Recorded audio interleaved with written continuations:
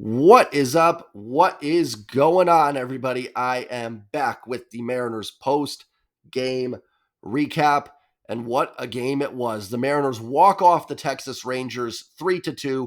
I'm going to dive into all of it. The hearts are still beating for the Seattle Mariners. They're not done yet. Maybe a little fight left in this team for the final three games. Before I do it, hit that subscribe button for me. I'm about, 130 something away from 2,500. So if you guys can hit that sub button. Again, about 40% of my views are from unsub people. So hit that sub button for me. The like button helps out tremendously. It gets the video out to more people. It lets YouTube know you're enjoying the video so other people may enjoy it as well. Wow. The ninth inning. I mean, as always with this team, I have a narrative in my head for what I'm going to talk about, and they flip it on its head completely. Ninth inning, the Mariners load the bases down by a run. They load them with nobody out against Chapman. Who was it that came in? Rodriguez. Hernandez comes in. Mike Ford pinch hits, pops up. Josh Rojas pinch hits, pops up. 2 outs, and I'm like, you know what? I know what my narrative is going to be. Another bases loaded, nobody out, blown situation for this team. But J.P. Crawford. And I know Julio's probably the team MVP. He leads them in WAR. I get it. But man, I don't think anybody's been more consistent this year for the Mariners than J.P. Crawford. A huge 2-run single, technically, to win the game for the Seattle Mariners, keep the season alive, because dropping 2 behind Houston, it would have felt over with 3 to play. It would have felt over. Do I think they're going to get in? I don't know. I'm still not super optimistic that they get in. But listen, they're a game back. They play 3. Houston plays 3. They're 2 behind Toronto. Although Toronto's going to play Tampa, who's locked into their spot. So Tampa may sit some people. Arizona wins 2 out of 3. You sweep. Arizona wins the series. You win 2. I mean, you've got a shot. You just have to pull even with Houston. And you do have that tiebreaker over them. So crazier things have happened. You've got Castillo and Kirby going this weekend. So you've got a chance. You have a chance. And they needed tonight. I know it wasn't an elimination game, but it would have felt done. It just would have felt done. And they come back in the ninth inning and get that win. Maybe that takes a little bit of pressure off and they start to play better. They still did a lot of dumb things in this game. They still played a very Mariners-ish game, but they get a win against a team that, my gosh, they have not solved this year. And it feels good. It feels good that they stay alive. And that for the guys in that clubhouse, too, to get that win. Because, listen, they're battling. It's not a lack of effort that's happening with this team. It's a lack of execution that's cost them in September. It's a lack of clutch hitting. It's a lack of quality pitching in tough spots. It's not anybody not trying. In fact, I'd argue some of them are maybe pressing a little too much. But man, they needed that. And with 2 outs, like I said, I mean, the narrative was written. They were going to leave the bases loaded once again, but they found a way. Let's get into the box score. Logan Gilbert was fantastic tonight. 6 innings, 3 hits, 2 runs, 2 earned, no walks, 5 Ks. Gave up a home run to Taveras and to Adolis Garcia. Garcia is ridiculously good. He's going to get you. Yeah, you'd like to keep Taveras in the yard for sure. That's not a great home run to give up. But only 3 hits against this lineup. That is a tremendous, tremendous start from Logan Gilbert tonight. He absolutely did his job and pitched brilliantly. It's a shame that he couldn't get the win just based on how the game went. Unfortunately, there was, no chance to do it, but it's going to be forgotten. But Logan stepped up and pitched a great game. I hope that's not the last start of the year for Logan. If they make the playoffs, Logan's going game 1. So hopefully the next time we see Logan, it's in the playoffs. We'll see if they get there. I thought the bullpen really threw the ball well. Isaiah Campbell did have the leadoff walk to Garcia, I believe, but settled in, pitched a nice inning. Gabe Spire was as good as he has been in a long time. And Munoz gets the final out in the 9th against Garcia to get to end up getting the W. Offensively, JP 2 for 5. Obviously, those 2 RBIs, the biggest 2 RBIs of the season for this team. Good to see Julio get the home run. 1 for 4. Again, Julio not playing great, but good to see him driving the ball the other way. That's kind of Julio's hot zone, taking the ball into the gap to right center and right field. That was good to see. Gino had a double. He was stranded. Teo's 0 for 4. They could really use a big series from Teo. Cal did have a couple hits, including getting the ninth inning started. Dylan Moore had a nice game, a walk and a hit.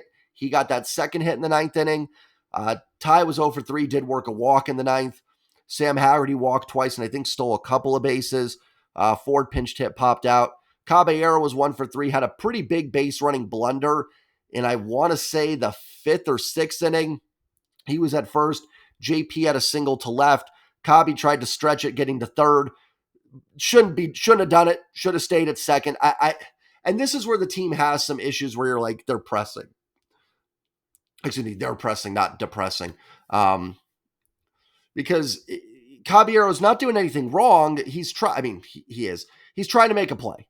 Jose Caballero is trying to make a play there. I respect that. I do. I respect guys trying to get the game going, but you sometimes have to just let the game come to you. Cabby needed to stay at second there. Julio's on deck. I know Julio's been cold, but it's your 2, 3, and 4 coming up. You got to stay on second base there. It's not worth it. I get with one out thinking, hey, get the third, sac fly ties it. But when the ball's in front of you to left, you got to stay put. Got to stay put. Base running mistake there. And Cabby's had a few of those. Rojas pinched hit and was 0 for 1. 8 hits for the Mariners, 4 walks. They're getting guys on. They're not getting those clutch hits outside of JP in the ninth, which was good to see. But they're starting to put some better at-bats. The at-bats, even yesterday and in the Texas series, I thought were better. They're still not getting those big hits with runners on. But they are putting together, in my opinion, better at-bats. I know there were some critiques of the lineup again, with Scott going with Dylan and Haggerty and not going with Jared Kelenic. I will remind people a couple things. Number one, again, you're not sitting Mookie Betts and Ronald Acuna on the bench here. It's Jared Kelenic. I like Jared. I think he can still be a solid player. Since April, he's also OPSing about 6-something with very little power. I'm not against him being in the lineup. He should be in there. And I probably still would have played Kelenic, but I don't think him sitting is the biggest, most egregious thing ever here, and having Dylan Moore play. And Dylan Moore has actually had some good at-bats. He had a hit and a walk today, had another line drive he hit that was caught. Same yesterday. So I don't think Dylan's playing too bad. Haggerty's been on base 4 times the last 2 games. Caballero reached base tonight. So I don't think that bottom of the order would have been that much different if you played Kelenic, Rojas, and whoever else would be in there, DH, Terens, whoever you want to put in there. Listen, this team 100% misses Tom Murphy. I will die on that hill.